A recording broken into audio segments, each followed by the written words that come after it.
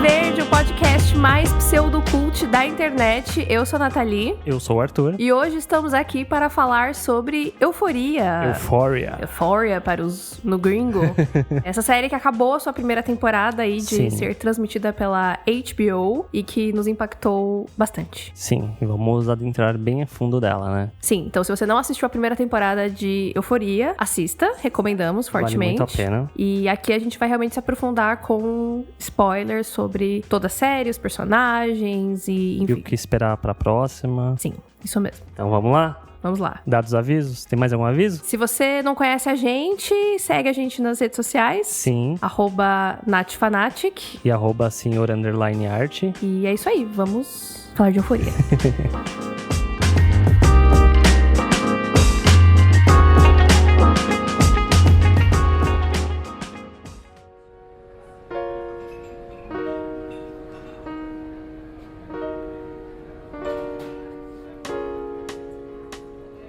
Então, Euphoria é uma série adolescente, né? Ela vai falar sobre adolescentes e sobre ser adolescente, né? Nos dias atuais, né? Que eu acho que é importante ressaltar. Sim, eu acho que fazia tempo que eu não vi uma série sobre adolescentes que refletisse tão bem uma geração. Sim, concordo. Porque talvez a que eu tenha assistido que conversaria comigo, mas eu já vi depois de velho, foi Skins. Uhum. E antes disso, eu não sei direito se havia alguma, porque tinha, sei lá, o que, Barrados no Baile?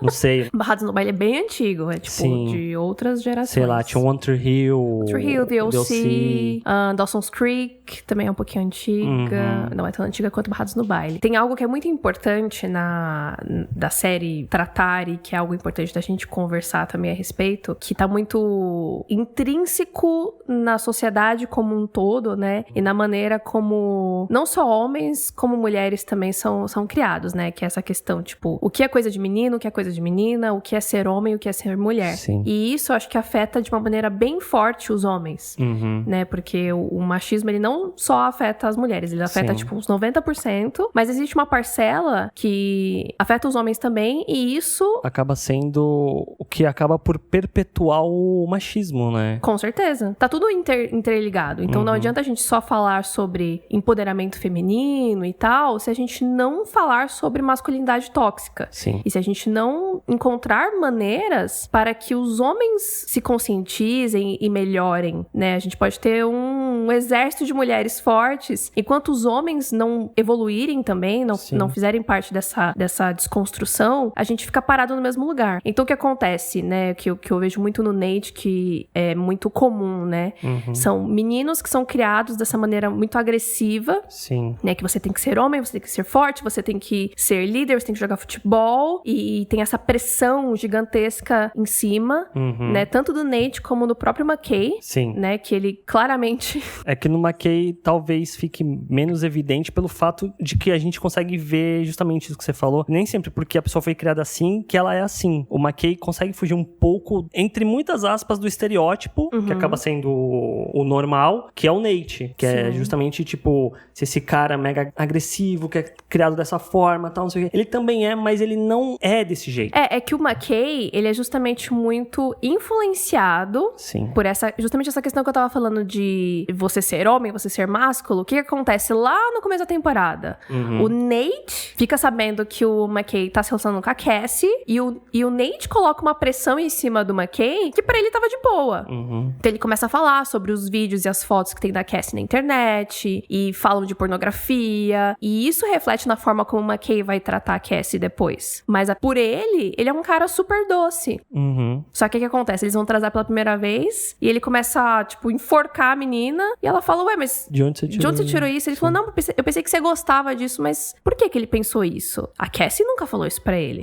Isso era uma coisa que tinha na cabeça dele de pornografia que ele assistia. Sim. Então, automaticamente, ele achava que mulheres gostavam disso, que é uma outra coisa, um outro assunto super extenso sobre como a vida sexual de muitos homens são pautadas em pornografia e como aquilo é totalmente irreal. Sim, inclusive eu li um texto sobre isso, sobre essa questão de como a pornografia, ela faz o homem, principalmente na vida adulta, ter uma ideia totalmente irreal do que é o sexo. E aí sempre fica essa questão dele se sentir frustrado consigo mesmo por não conseguir alcançar aquilo que ele vê nos vídeos pornográficos. Sim, só que é totalmente, tipo... É muito maluco isso, porque ninguém sai satisfeito no fim das contas, porque os homens não necessariamente vão fazer aquelas coisas, as mulheres não necessariamente gostam daquelas coisas, e aí fica uma falta de comunicação, né? Sim. No fim das contas, você tem que, tipo... Beleza, você quer assistir pornografia? Ok, mas na hora que você for fazer sexo com alguém, você precisa conversar com aquela pessoa.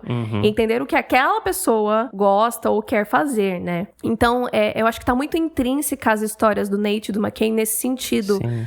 Porque os dois têm pais que pressionam, mas cada um vai acabar lidando com isso de uma forma diferente, né? O McCain, ele acaba meio que colocando esse sonho do pai de ser um grande jogador de futebol na cabeça dele também. Sim. Só que, ao mesmo tempo, ele fica frustrado porque ele achava que ele ia ser profissional e... Talvez não ocorra isso. Sim, e quando ele quer desistir, o pai dele não aceita. Então, ele fica preso nessa pressão. E, é claro, essa dificuldade que ele tem, de que ele é um cara super de boa, sim, mas aí tá os amigos pressionando, os caras da faculdade que invadem a privacidade dele, chamam ele de gay, abusam dele, fazem bullying com ele na frente da namorada, sabe? Tudo porque ele não se encaixa no estereótipo padrão do que é ser homem, né? Do que eles acham que é ser homem, que isso que é muito importante, né? Tipo, não existe nenhum padrão de ser homem ou ser mulher, né? E não é porque... que é justamente isso que tá tão intrínseco com o machismo. Por que os caras pressionam ele a ser de uma determinada forma? Porque se ele for mais gentil ou mais doce, isso aproxima ele do feminino, né? Entre aspas. E você não quer ser parecido com uma mulher, porque ser uma mulher é ruim,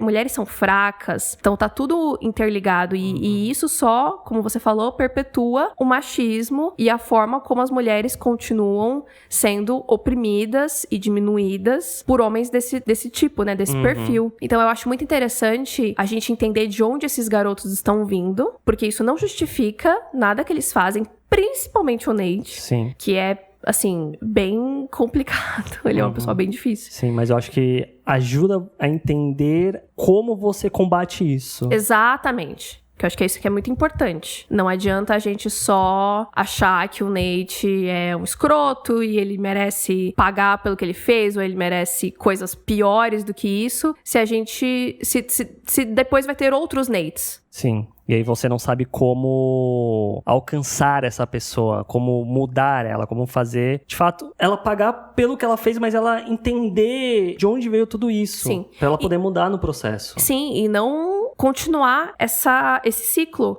Porque esse que é o problema depois. E se o Nate tiver um filho? Como que ele vai criar essa criança, não é? Então, isso é um discurso que eu vejo bastante hoje em dia, né? Da gente ensinar os homens, ensinar os meninos a não serem violentos, a não serem estupradores, a não serem escrotos, para que a gente mude essa roda, a gente mude esse ciclo. Sim, né? Porque a gente escuta muito que, sei lá, eu não vou ser igual ao meu pai, mas chega um ponto que você começa a perpetuar o que você aprendeu. Sim. E aí você tem que ter esse raciocínio de olhar pra dentro e tentar desconstruir essas coisas. E muitas vezes a terapia serve justamente pra isso. Sim, com certeza. Com certeza. Porque eu acho que as coisas que acontecem com o Nate, quando ele é jovem, influenciam ele de uma maneira que eu acho que nem ele entende. Acho que nem ele sabe. Tipo, quando tem aquele relato dele do que ele gosta em uma mulher, se a gente for parar pra analisar, as coisas que ele quer numa mulher é justamente coisas que não se tem num homem. Né? Ele não gosta que ela tenha pelos, por exemplo. A menina tem que ser lisa. Sim. Por que incomoda tanto o pelo? Se é uma coisa natural do ser humano, né? Então, você vai vendo por essas pequenas coisas que é um trauma que ficou na cabeça dele.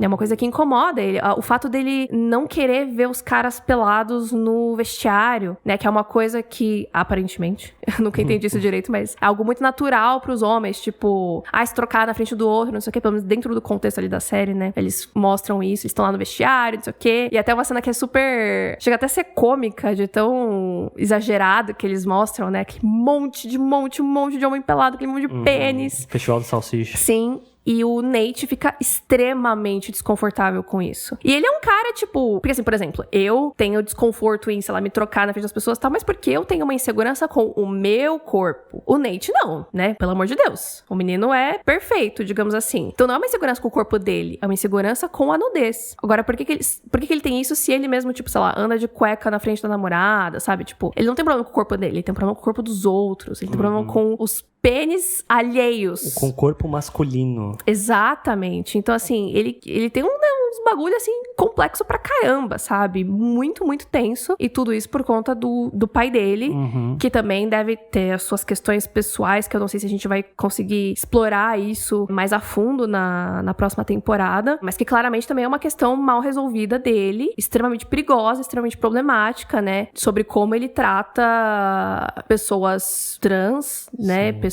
E até mesmo homens jovens, pessoas que são menores de idade, os vídeos sem consentimento, assim, ele faz muitas coisas erradas. Sim, e é curioso ver que o pai do Nate, que no começo da temporada a gente acha que vai ser de um jeito, pelo fato do Nate ser como ele é, no final a gente vê que o pai dele não necessariamente é igual ao Nate em termos de comportamento, de ser mega agressivo e tal, porque você vê que muitas vezes o pai simplesmente foge dos confrontos. E ele é muito frio, né? Sim. Eu acho que ele lida com as coisas de uma maneira muito fria e muito calculista, porque ele tem muito medo de perder as coisas que ele tem, o status que ele tem. Porque ele é, entre aspas, o dono da cidade ali, né? Ele construiu tudo e ele tem essa grande, bela família perfeita e tal, e ele não quer perder isso. Tanto que no momento quando ele descobre que a Jules mora ali, você vê ele totalmente acuado. Sim. Tipo, você pensa, falou, meu Deus, ele vai descer a porrada da menina, ferrou. E não, ele não consegue olhar na cara dela. Sim. Porque ele tem vergonha daquilo que ele fez. Porque ele não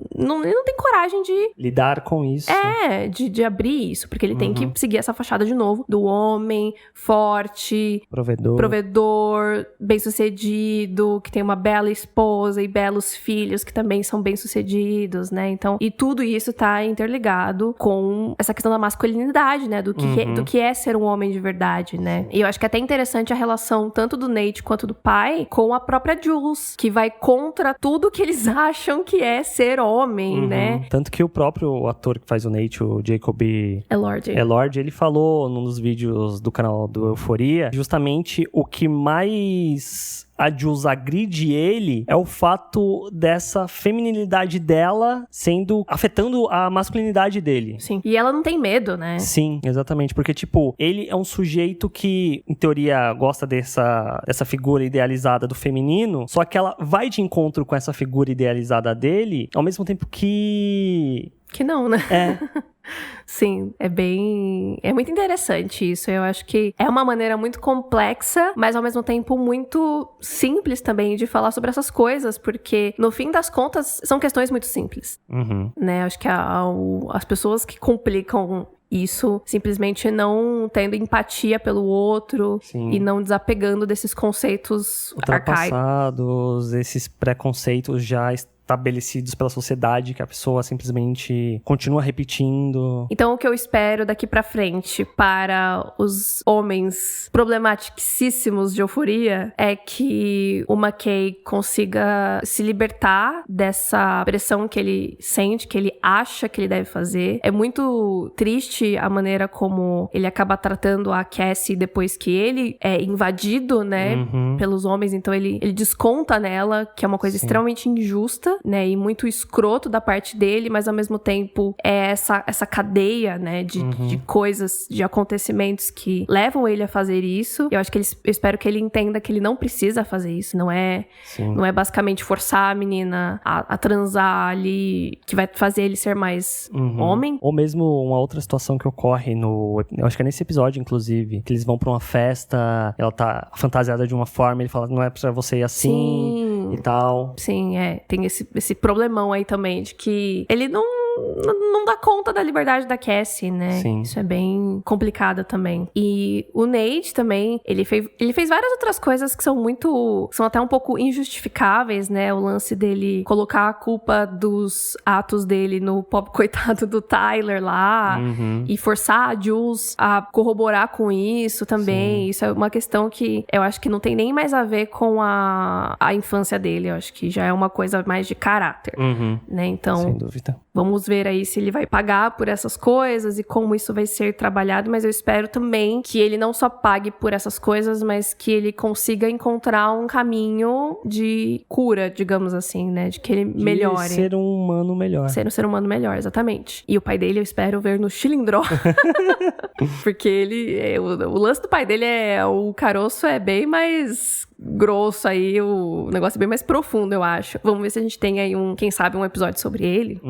Que é inclusive uma coisa que eu acho que talvez a gente possa ter mais na segunda temporada, é que tem outras figuras masculinas que a gente não tem nem tanto foco, assim, que seria interessante. Tipo, o próprio pai, o Fez. Sim. Que é o meio que o traficante da galera. Sim. Que tem mais ou menos a mesma idade que todo mundo também. Acho que sim, não fica claro, porque, né? tipo, você largou o colégio, alguma coisa assim. É verdade, Então parece que ele, tipo, era da galera e ele saiu e aí começou a ser traficante, passar as drogas pra galera. E ele é super gente boa. Sim. Né? Mas ele tá nesse mundo que não é exatamente o certo, né? O que eu achei muito interessante é que, ao mesmo tempo que a gente tem o Fez, que é o traficante bonzinho, a gente também tem um exemplo de um traficante do mal, né? Que é o Mouse, de quem ele compra as drogas. E eu achei isso bem importante, de não ficar essa coisa meio glamourizada de tipo, olha aí, o traficante de boa, use drogas. Tipo, não é isso. Tipo, o Fez, ele não é uma regra, né? Aparentemente ele é uma exceção, porque esse é um mundo muito violento e muito difícil de se viver, né? Então, é uma cena que me dá meio desespero quando a Rue tá lá e ela teimosa pra cacete não sai, e aí o cara meio que droga ela não quer, mas também não pode falar que não, enfim, eu fiquei desesperada nessa cena, mas eu achei que foi importante de entender a gravidade disso, de não ficar só no tipo, Fez é legal, e é isso aí. E tem o boy da Cat, que eu não lembro o nome dele. Também não, é o boy da Cat,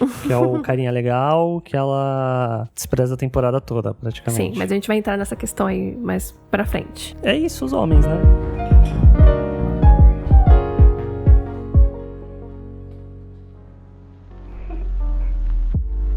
Bom, então como a gente falou do boy da Cat, vamos falar sobre a Cat. Essa menina muito empoderada. Sim. A Cat, na verdade, ela se torna muito empoderada, né, ao longo da temporada. E o episódio dela é um dos meus favoritos, assim, de ver o lance dela com as fanfics. E, inclusive, é um dos episódios que tem umas paradas muito diferentes. E tem os desenhos, os animes, que é muito legal, muito criativo. E ela tem essa jornada de, tipo, de não ter medo de ser gorda. Sim. E de encontrar força nisso e meio que tacar o foda-se e usar isso como força mesmo, como de descobrir liberdade. A sexualidade dela, né? Sim, sim. Mas por outro lado, eu acho que de certa forma ela se sente pressionada a ser essa super mulher fodona, dominatrix. Então ela não pode ter sentimentos, né? Então, tipo, ela pega várias pessoas, tipo, faz ali, vai embora e não se apega e tal. E ela meio que não sabe o que fazer quando ela começa a gostar de uma pessoa. Sim. E eu acho bacana como ela, no fim das contas, ela acaba sendo a personagem que mais tem um ciclo fechadinho, né? Ela é uma das poucas que fecha a temporada chegando num ponto final, por assim dizer. Sim. E a própria atriz mesmo falou que, tipo, por mais que tenha toda essa questão da dominatrix, desse empoderamento dela, a atriz fala que ela sente muito que a Cat, ela tá fazendo tudo isso em busca de uma aceitação. Dela, tipo, se sentir parte de um grupo que aceite ela como sendo essa mulher fodona, sendo que no final a gente acaba vendo a Mary falando, tipo, ok que você virou essa pessoa, mas... Você virou uma escrota também. É. É, porque em prol dela ter toda essa força e tudo mais, e as roupas, e as atitudes. É, e os encontros casuais e tal, ela meio que caga pras amigas dela. Inclusive tem um momento que a Mary tá, tipo, super mal, liga pra ela e ela não se importa, porque ela tá com um cara aleatório no carro e tal. Então eu acho que ela tem 2 chacoalhões lá pro final da temporada, que é quando a Mary manda real pra ela, e quando aquele cara cara super creepy pede pra ver o corpo dela, que eu acho que ela ficou meio que com medo ali na hora. Tipo, porque eu acho que antes tava tudo muito fácil, né? Ela ficava ali na câmera, mas ela não mostrava o corpo, e ela não precisava fazer basicamente nada, né? Porque eram uns caras que sempre, tipo, gostava de ser... Dominado, diminuído, né? Então pra ela era engraçado. E a partir do momento que as coisas mudaram, ela viu que talvez nem sempre seja tão fácil, né? Então, e ali eu acho que ela percebe que essa outra persona dela não necessariamente é ela, né? Isso é justamente uma persona, uma personagem. Não é ela de verdade, né? Então ela precisava buscar esse equilíbrio entre o empoderamento e continuar sendo uma menina normal e que pode gostar de um cara, não tem problema nisso, ela não vai ser mais fraca por causa disso, né? E aquele garoto é super bonzinho, tadinho. Gosta bastante dela, né? Então, é muito legal. Acho que tem algumas cenas muito bacanas da Cat, né? Dela não tendo medo de se vestir de uma maneira chamativa e tipo, meio que esfregar na cara de todo mundo, sou gorda e sou gostosa. Inclusive tem, acho que a cena do shopping, que é isso. Que ela fala, tipo, não tem nada mais poderoso do que uma garota gorda que não tá nem aí. Que tá dando foda-se. Sim, então eu acho que a Cat, ela é uma personagem muito interessante, muito complexa, né? Que ela não seguiu um caminho muito óbvio, eu acho, né? Então, eu gosto bastante dela. Ela é absurdamente linda. Inclusive, a atriz, a Barbie Ferreira, Barbie é apelido pra Bárbara. Ela é filha de brasileira. Olha só. Sim. E ela foi modelo por muitos anos e, pelo que eu saiba, Euphoria foi o primeiro papel dela como atriz, assim como a Hunter Schafer também. Legal. Modelo por muitos anos. E então é muito legal ver essa galera bem jovem, assim, entrando ali pela primeira vez, mas já mandando muito bem, né?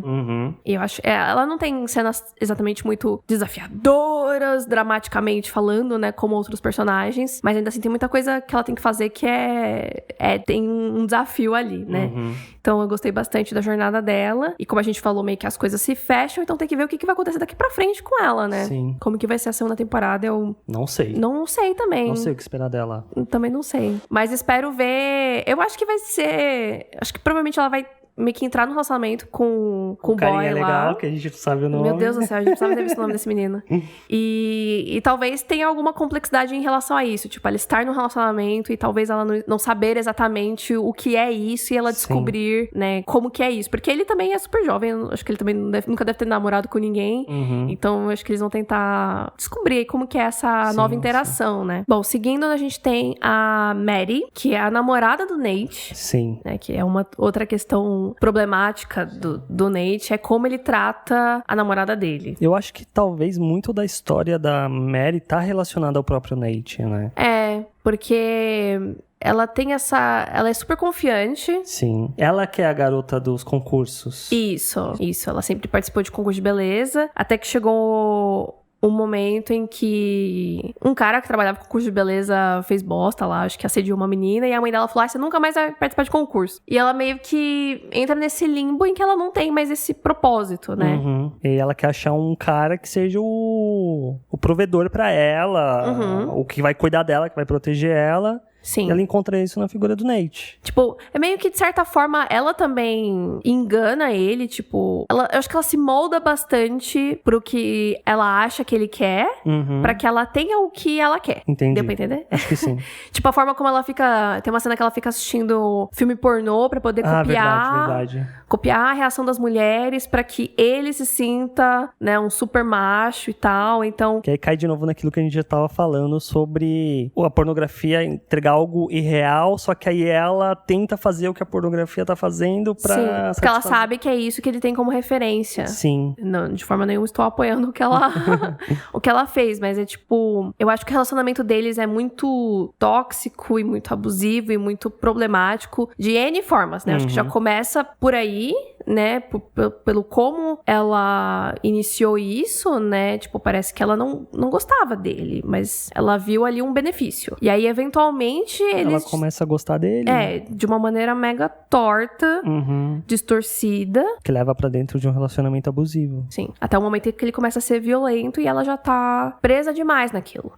Ela não sabe como sair, porque na cabeça dela, aquilo é amor, né? E pra ele também não vê problema nenhum nisso, né? Ele acha que tá tudo certo. Sim. Então é importante também que a série fale sobre isso, e mais ainda que no final ela chegue nele e fale, então, você é psicótico, abusivo, violento, e a gente não se faz bem. Sim. Isso não tá legal, isso tá errado, isso não... E é legal ver que chegou nesse ponto, porque no episódio dela que dá toda a treta dele ter agredido ela e tal, que ela vai pra delegacia, eu acho que é uma sequência bem pesada. Nossa, muito. Dela, tipo, de você estar dentro desse relacionamento abusivo, você não consegue ter a dimensão de que você está dentro de um relacionamento abusivo. Total. E ela acha que não, tá tudo bem, o que aconteceu não é nada demais, não sei o quê. E até que ponto tem que chegar os oficiais, a justiça, pra, tipo, falar, olha, isso aqui não tá legal, não tá certo. E ainda assim ela não vê desse jeito. Ela meio que sabe, mas ela não quer ver, né? Quando ela chega em casa da feirinha lá, e que ela olha o machucado no pescoço, ela sabe o que é aquilo. Mas ela não quer assumir, né? Então, eu acho que justamente essa questão. A pessoa pode saber, mas se ela assume isso torna-se real. E aí é muito mais pesado você lidar com isso. E até tem o diálogo que ela tem com a própria mãe, né? Que ela prefere o que ela tem com o Nate do que o que a mãe tem com o pai, que é aquela coisa totalmente apática, né? Que o cara só fica lá sentado no sofá, não existe mais amor, mas não é porque aquilo não é legal, que aquilo ali não tem mais amor, que o que ela tem com o Nate é amor, né? Sim. Então é justamente esse olhar distorcido do que é amar e ser amado que faz ela ficar dentro disso, né? Porque da perspectiva dela e das referências que ela tem, aquilo que tem alguma reação, por mais que seja negativa, é melhor do que não ter reação nenhuma. Exato. O que é mega problemático. E me lembrou, inclusive, o próprio relacionamento abusivo de Big Little Lies, né? Da Celeste e o Perry. Que a Celeste, depois que não está mais naquilo, ela ainda, de certa forma, sente falta dele e daquela, entre gigantescas aspas, paixão, né? Então é muito bacana falar sobre isso num contexto adolescente também, para que mais meninas não precisem passar por isso. Sim. E até a própria Cassie com o McKay também tem uma coisinha meio abusiva ali, né? Quando ele tenta controlar ela. Só que ela, pelo menos, não deixa ele controlar ela. Ela não se... Quer dizer, ela troca de roupa. Ela troca. Ela não vai com a mesma fantasia. É verdade. É que depois ela usa, só que em outra festa, Sim. né? Inclusive, dá até pra falar da Cassie também, agora já. Sim. Porque eu acho que muito dela também envolve essa questão dela sempre estar com alguém e meio que não buscar validação, mas se sentir querida por alguém que leva a história dela com o pai. Existe até uma expressão, né, em inglês que é daddy issues. Problemas com o pai, que tem problema com o pai. Mas, como eu falei, tipo, tem muita coisa na nossa infância que afeta quem a gente é. E uma das coisas muito fortes na Cassie é justamente a ausência do pai, Sim, né?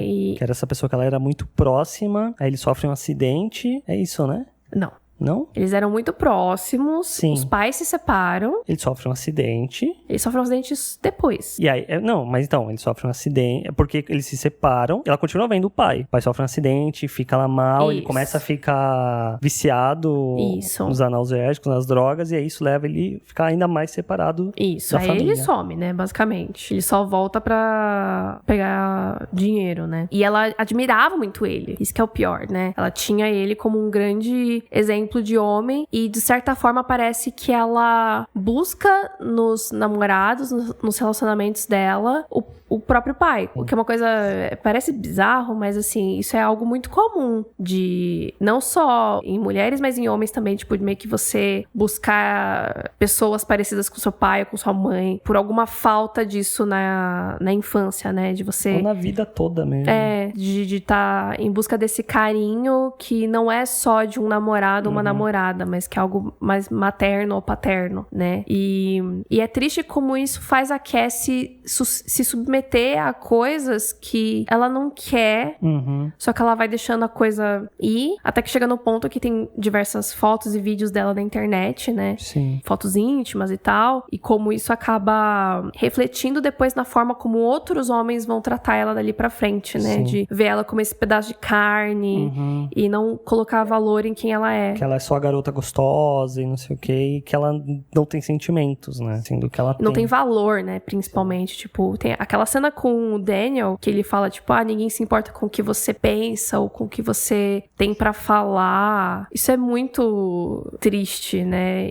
E isso era uma coisa que o McKay não tinha, né? Tipo, ele gostava dela, ele queria conversar com ela, né? Mas ainda assim, de certa forma, tem toda essa questão das fotos, dos vídeos que também afetaram o McKay, né? Então, é muito complicado essa questão da Cassie, até que chega um momento pior ainda, né, quando ela descobre que tá grávida. E aí a gente vai falar sobre outra questão que é muito importante, que é a questão do aborto e dessa... É interessante isso acontecer com ela, porque se a gente for parar pra pensar, o corpo dela meio que não é dela, né, porque tem aquele momento que mostra quando ela era jovem, que quando ela começa a pegar mais corpo, que os próprios parentes...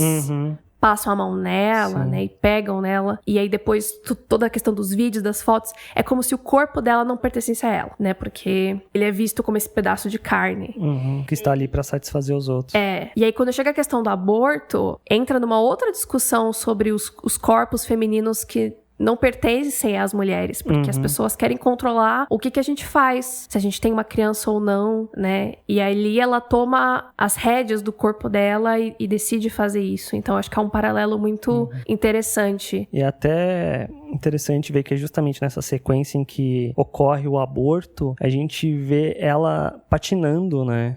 Que é como se fosse uma forma... que é uma coisa fria, mas ao mesmo tempo era algo que ela fazia desde criança. Era uma paixão que ela tinha, né? Que o pai dela tinha, que ele incentivava, e que depois que ela deixou isso, depois que ele deixou ela, então é quase como se ela estivesse tentando resgatar isso, né? É uma cena muito...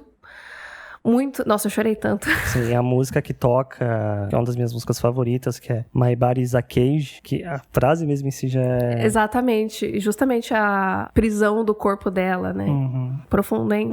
Ai, muito triste. Mas aí, no fim das contas, aparentemente a Cassie e o McKay se separam. Sim. Né? Mas a Cassie encontra nisso uma liberdade dela não precisar mais de um homem, né? Ou de um relacionamento. Eu acho que também ela, pra ter que passar por essa situação do aborto, eu acho que é uma coisa que deve mexer muito com ela em todos esses sentidos, e até é interessante a gente ver o flashback do pai dela nesse episódio e ela estar grávida, que eu acho que ela deve ter pesado também muito a questão do que é ser pai, do que é ser mãe. A mãe dela também... A mãe dela gosta muito dela, mas... ela é muito ausente também. Ela é meio irresponsável e tal. Então, eu acho que tudo isso pesa também, né? Essa responsabilidade de como você vai trazer uma pessoa pro mundo e como que essa pessoa vai ficar depois, sabe?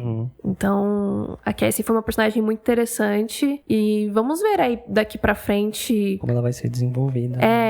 Como que isso vai afetar ela daqui pra frente. Assim como a Mary, né? Ela dá esse ponto final com o Nate. Aparentemente, eu espero que seja um ponto final mesmo. Que eles mesmos falam, né? Que, tipo, eles terminavam, voltavam. Vamos ver se agora é realmente uma coisa mais definitiva. E ela tem nas mãos um CDzinho do pai do Nate. Sim, é um outro ponto a ser explorado na segunda temporada. Eu acredito que esse CD seja o CD da Jules, já que tava com o Nate. Então temos que ver aí como que isso vai servir, né? Como que a Mary vai lidar com isso, né? E se ela vai usar isso pra, né, bater de frente aí com o Nate, com o pai dele e tal.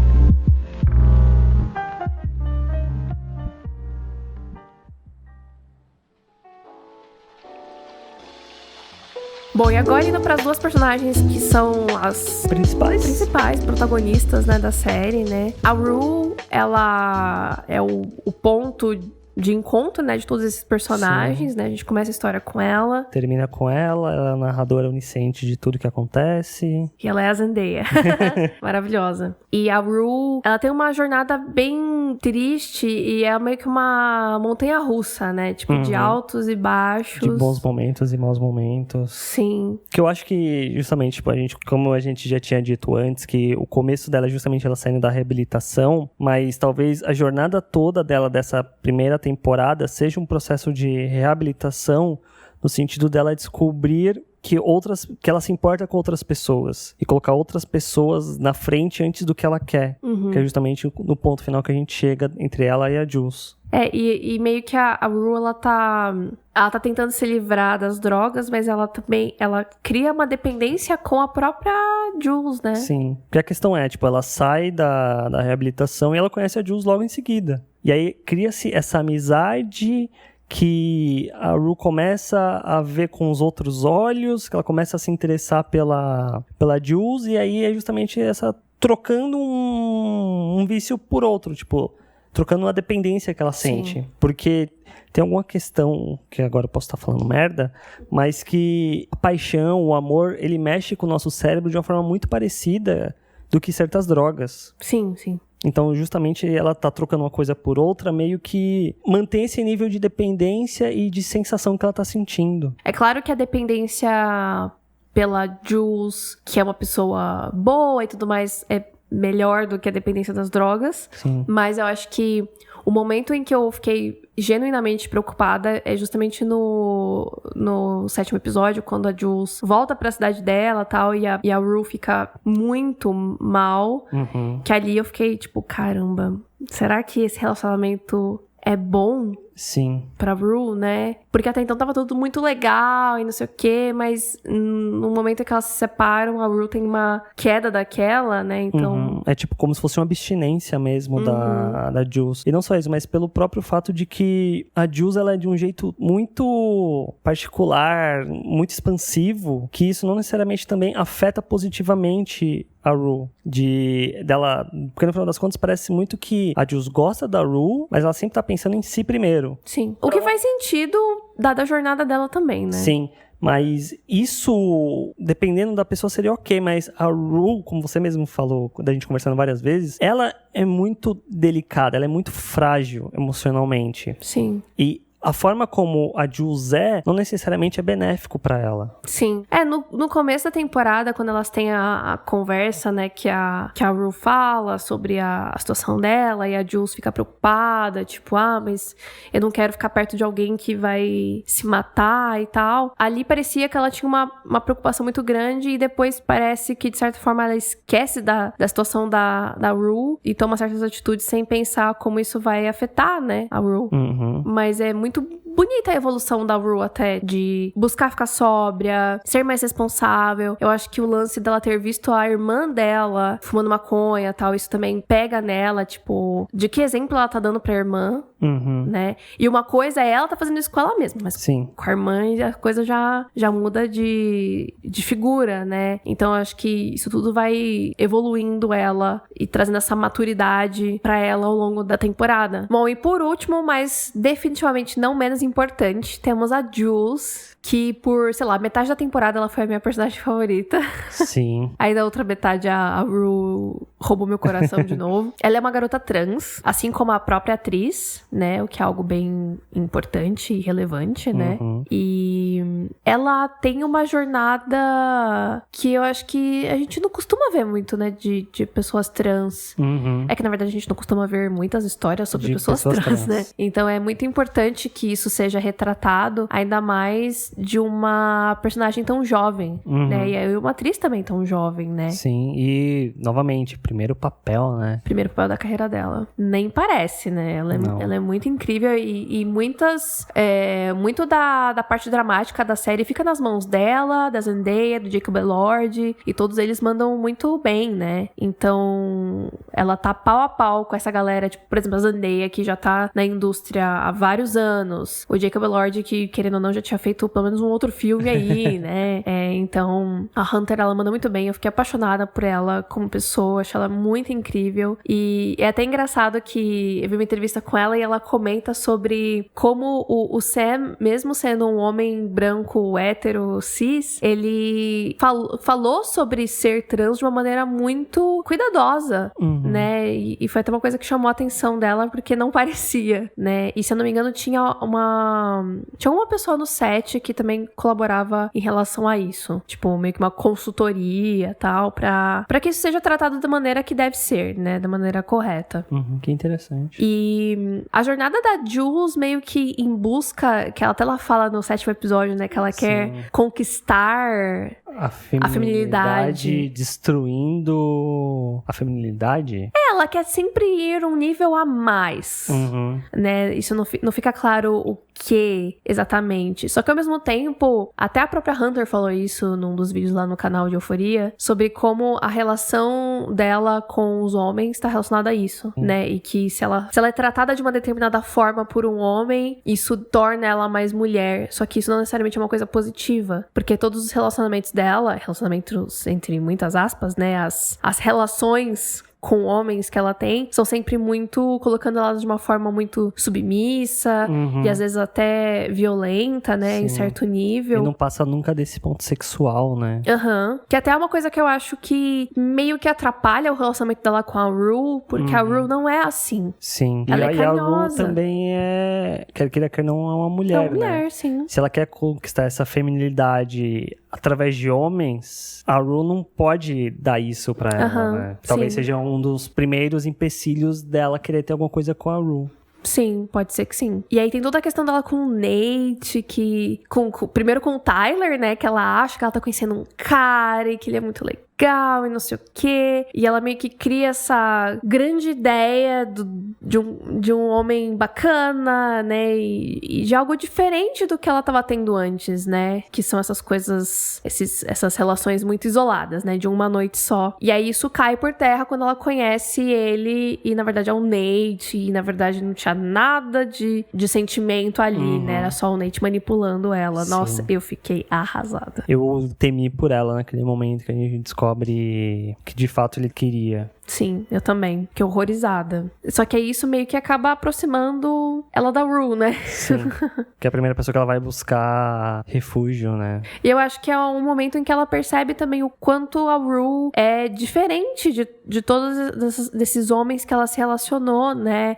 E como ali ela tem algo que é mais seguro, é um carinho verdadeiro, né? Não é algo manipulado, que quer, sei lá, usar ela, né? É um carinho muito verdadeiro. E também mais uma das sequências maravilhosas de Euforia, né? Quando elas se beijam, que a câmera vai girando e a cama vira, né? E aí vai pra um outro cenário, aí volta e tal. Sim, muda as luzes e tal. Sim, esse frame é muito bonito. E eu acho que a Jules também, ela vai se desapegando ao longo da temporada do que é ser mulher, né? Acho que ao mesmo tempo que ela se desapega dessas relações com homens, né? Tipo, ela se relaciona com a Rue, ela dá uns pega naquela menina lá, né? Na Ana e tal. Sim. Eu acho que, de certa forma, ela também meio que para de querer mirar nessa coisa, tipo, do que é ser mulher. Eu acho que ela vai encontrar um próprio caminho dela, né? Tipo, do que faz bem pra ela. Sim, mas, por exemplo, na cena que ela se droga e ela vê o Nate, será que isso não é que ela ainda tem alguma coisa relacionada a isso? Eu não sei, essa cena é bem confusa pra mim, mas eu acho que de certa forma ela tá meio que lutando com esse demônio, digamos assim, que eu acho que fica uma coisa mal resolvida, né? Não é necessariamente que ela goste dele, mas eu acho que fica esse rancor, né? E querendo ou não, ela tá presa na mão dele, né? Porque ele já, nesse ponto, ele já ameaçou ela com as fotos. Sim. Né? Ela já fez uma coisa que ela não queria fazer. Então eu acho que é isso, eu acho que ela é essa prisão que ela fica nas mãos dele e ela meio que enfrentar ele ali. Não sei, é uma coisa meio confusa essa cena aí. Eu, inclusive, eu tinha visto antes de assistir o episódio uma cena, né, do Nate com glitter na cara encontrando a Jules. Eu fiquei meio, gente, o que aconteceu com o Nate, né? Aí quando chegou na cena, de fato, eu fiquei tipo, não, ela tá muito louca, isso não tá acontecendo. Eu espero, pelo menos, que ela não tenha sentimentos mais por ele, que, né, isso... A história dela ficou bem aberta no final. Então, tem todo aquele lance delas quererem fugir. E aí a Rue sente o peso da responsabilidade e fala que não. E a Jules fica, tipo, desesperada. Não, mas eu te amo, vem comigo. Isso eu achei... Acho que isso é uma coisa muito adolescente, Sim, né? Muito, tipo, do nada, ela não tinha certeza pelos sentimentos que ela tinha pela Rue. Continuava trocando mensagem com outra garota. De repente, não, eu te amo, vem comigo, não sei o que, tipo... Mas assim, ela também fala que gosta ela assume que gosta da Ana, que tá apaixonada pela Ana, mas que também está apaixonada pela Rue. O que eu acho que não está ajudando ajudando nem um pouco a sanidade mental da Rue, né? Mas tudo bem. Mas eu acho que isso... euforia, de uma forma geral, é muito madura. Mas eu acho que eles ainda são adolescentes e tudo é muito, né, extremo. Tudo é flor da pele. E a gente acha que a nossa vida vai acabar, né? Eu acho que acho que esse momento é muito isso. Apesar delas terem uma conversa durante o baile, no último episódio, que é bem madura sobre o futuro e sobre olhar pra trás e querer mais, né, do que isso. Eu acho bem interessante essa conversa que elas têm na mesa ali no baile. É algo que eu nunca vi, né, numa série adolescente. Mas ainda tem essa questão aí de fugir, e aí a Jules vai, a Rue fica, sabe-se lá Deus o que vai acontecer em relação a isso.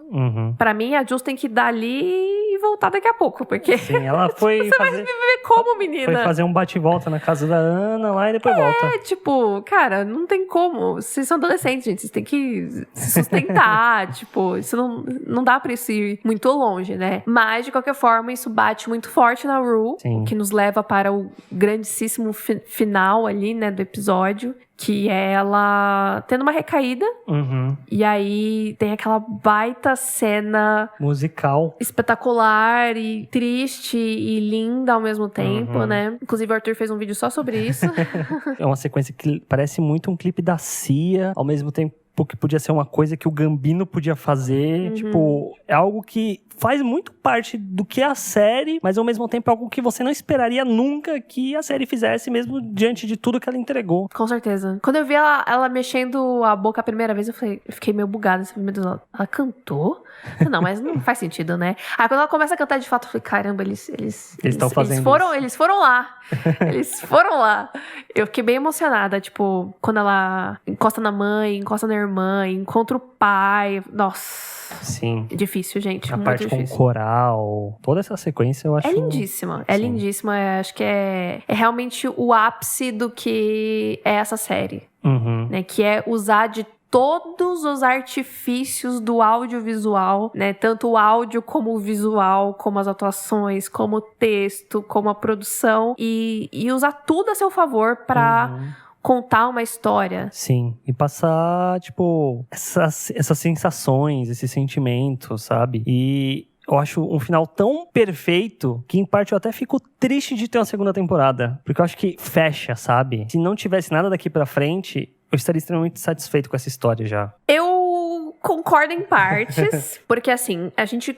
Sabendo da história... ficou o podcast todo falando que certas coisas precisam ser melhores desenvolvidas e tal. Sim, e não só isso, mas como a gente conversou sobre a questão do Sam e disso ser uma história muito pessoal pra ele, né? O Sam, assim como a Rue, era viciado e ele passou por muitas coisas difíceis e ele superou isso. Sim. Né? Ele conseguiu sair do outro lado e ter uma vida. Então, se terminasse dessa forma, com a Rue drogada, eu não sei o quão positivo isso seria. Sim, verdade. É lindo, é muito poético e tal, mas que mensagem que você tá passando pras pessoas que estão assistindo? É de que não adianta, você vai voltar pros vícios de qualquer forma? Tipo, uma coisa ruim vai acontecer e você vai ter uma recaída e é isso. Eu acho que não é muito legal nesse sentido, sabe?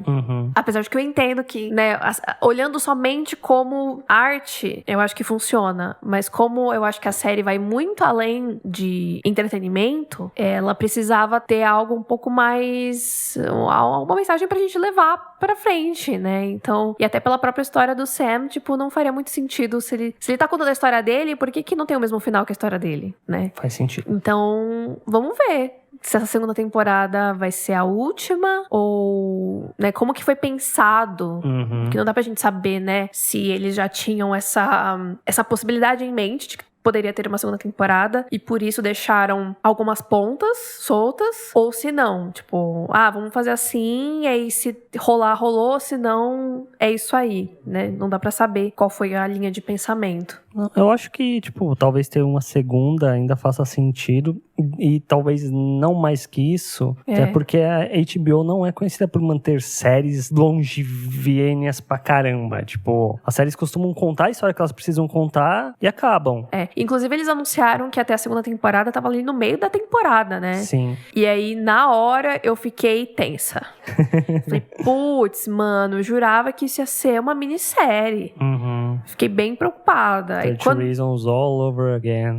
Tipo... E até a própria Big Little Lies, gente. A segunda temporada de Big Little Lies foi muito puxada. Muito, muito puxada. Mas eu acredito que Euphoria seja um pouco diferente nesse sentido, né? Comparando com Big Little Lies, por exemplo, que Big Little Lies tinha um livro, eles foram além do livro, então já tava indo por caminhos obscuros, né? Euphoria não, né? Já foi criado de uma outra forma, tem vários outros personagens, podem entrar personagens novos também, né? A gente tá falando de adolescência, escola, tem N assuntos que eles podem lidar ainda, né? Que não foram abordados nessa primeira temporada. Outros personagens a ser explorados. Sim, então eu acho que ainda tem pano pra manga. Eu só fico preocupada realmente deles manterem a qualidade. Porque eu acho que eles fazem tantas coisas diferentes nessa primeira temporada que bate aquele medinho de... E aí, né? Pra onde vocês vão? O que pode ser muito foda, porque eles podem ir pra um lugar surreal que a gente nem tá imaginando, e isso vai ser muito legal. Sim. Ou a gente vai ficar sempre com essa régua lá em cima da primeira temporada e nunca vai chegar. A segunda, se faz exatamente a mesma coisa, vai ficar legal, mas e aí? Sim. Ou pior, não fazer a mesma coisa. Aí é complicado. Ficar abaixo, né? Então... É isso. Isso. Euphoria foi... Essa experiência toda... E foi uma coisa muito legal de ir acompanhando ao longo das semanas e digerindo aos poucos. Acho que isso faz total diferença. E eu me apeguei muito à série, aos personagens, então eu me apeguei aos autores também, então eu via sempre muitas entrevistas, via os vídeos que eles divulgavam no canal do YouTube, então foi realmente uma experiência, né? Foi um mergulho muito grande nesse universo, nesses personagens, e até... em nós mesmos, né? Eu acho que a série faz a gente olhar muito pra nossa vida, pra nossa adolescência e como essas coisas afetam a gente, como a gente se relaciona com essas situações. E por isso que essa série, ela é muito pra quem é adulto, né? Eu acho que tem muito adolescente que pode assistir essa série e não ter maturidade pra entender e lidar com isso, mesmo que esteja sendo retratado uma coisa que eles estejam passando, sabe? Então eu não sei como que seria exatamente ter essa idade e assistir essa série, sabe? Mas eu acho que é muito importante para que adultos assistam e reflitam sobre suas próprias vidas e tenham um pouco mais de empatia com os adolescentes. Sim, e com seus próprios filhos. Sim. Se tiverem ou vierem a ter, né? Sim, com certeza.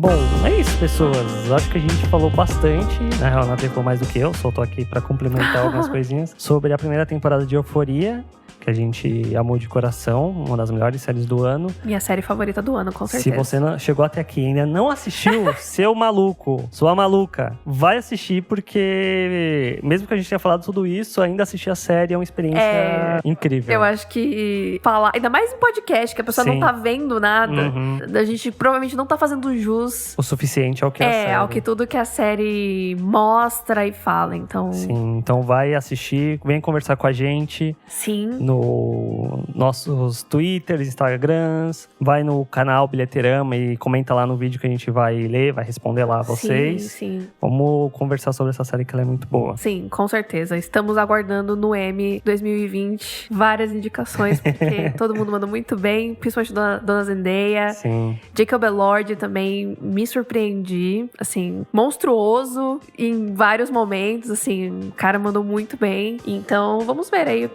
qual será o futuro de Euphoria. E é isso. Até mais, gente. Tchau, gente. Tchau!